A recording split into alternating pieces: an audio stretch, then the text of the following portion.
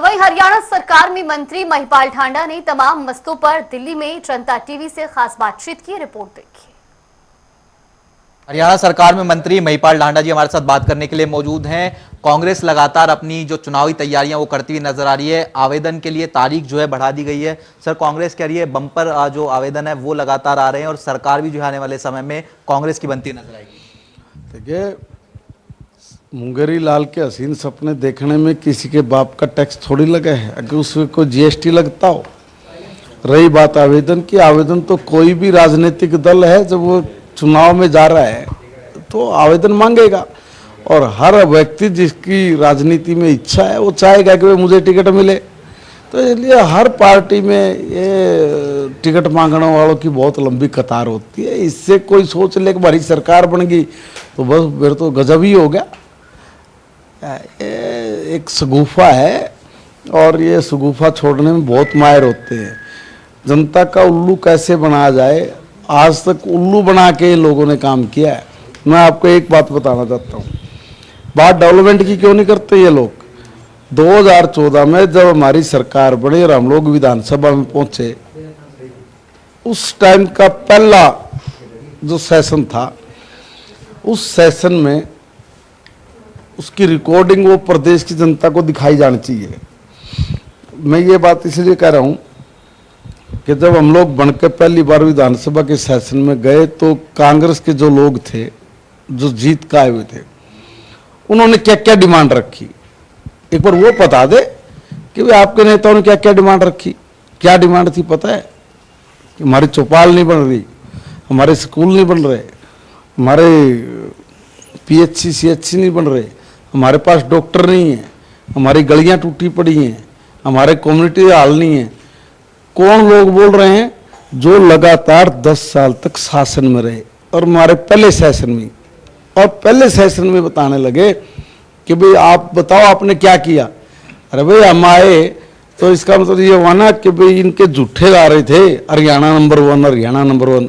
जब उनके लोग चुनाव के 1 महीने बाद समस्याओं का अंबार विधानसभा में गिनाने लग रहे हैं, तो आज मैं उन लोगों से पूछना चाहता हूं कि आज बताए कौन सी समस्या बची है।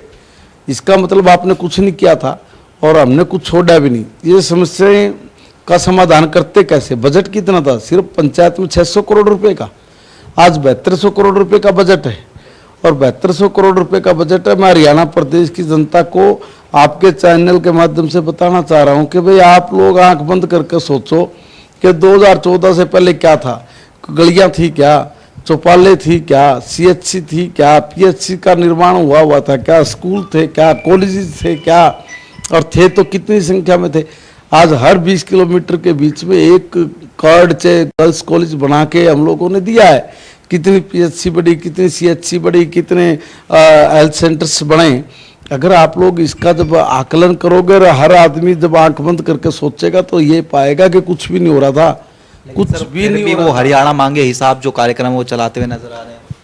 हमें अपनी असफलताओं को ढकने के लिए कुछ ना कुछ तो बोलेंगे। भाई हरियाणा मांगे हिसाब मांग रहा है।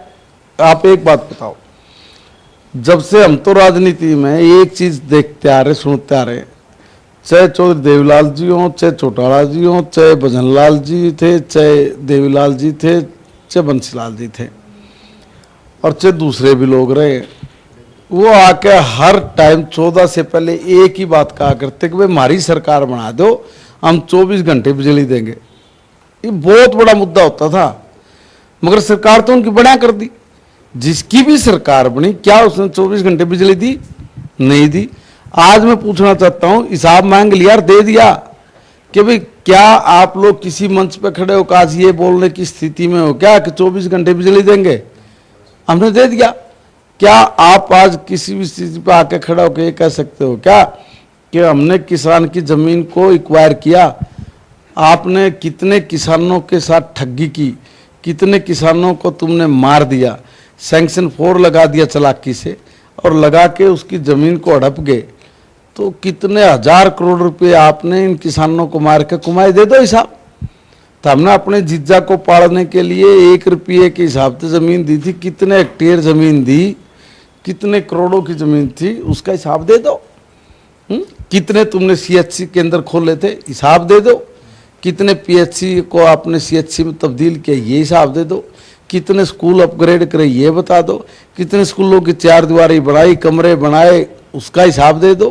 कितनी आपने चौपालों का निर्माण कराया था, तो सारा रिकॉर्ड पर वो बता दो। कितने कम्युनिटी सेंटर बनाए, कितने अम्बेडकर भवन बनाए, कितने आपने स्टेडियम बनाए, कितने आपने व्यायामशालाएं बनाई, कितना आपने कुछ तो करा होगा। हिसाब मांगने से पहले आप लोग ये तो अपने तो गिरेबान में झाँक के देख लो, अगर तुमने क्या कर रखा था। अरे छाछ तो बोले बोले, छालनी भी बोले, जिसमें 1000 छेद हैं। 100 चूहे खा के बिल्ली हज को चली आई बात कर रहे हैं। सर अगर हम बात करें हरियाणा कांग्रेस के नेताओं की अलग अलग यात्रा देखने को मिलती हुई नजर आ रही है। हालांकि कांग्रेस के नेताओं से जब सवाल पूछते हैं तो कहते हैं कि पार्टी जो है अलग अलग तरीके से जो है मजबूत करने की कोशिश तमाम नेता करते हैं नजर आ रहे। बीजेपी किस तरीके से? देखिए, बीजेपी के देखने से नहीं, जनता देख रही है कि ये एक है ही नहीं।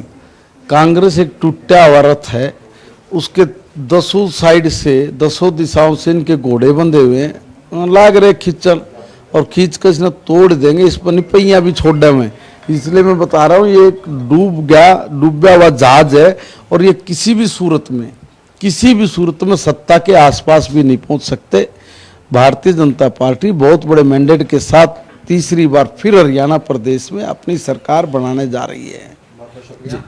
महिपाल ढांडा जी थे, तमाम मसलों को लेकर जनता टीवी से खास बातचीत कर रहे थे। कैमरामैन मोहित के साथ स्पर्श शर्मा, जनता टीवी, दिल्ली।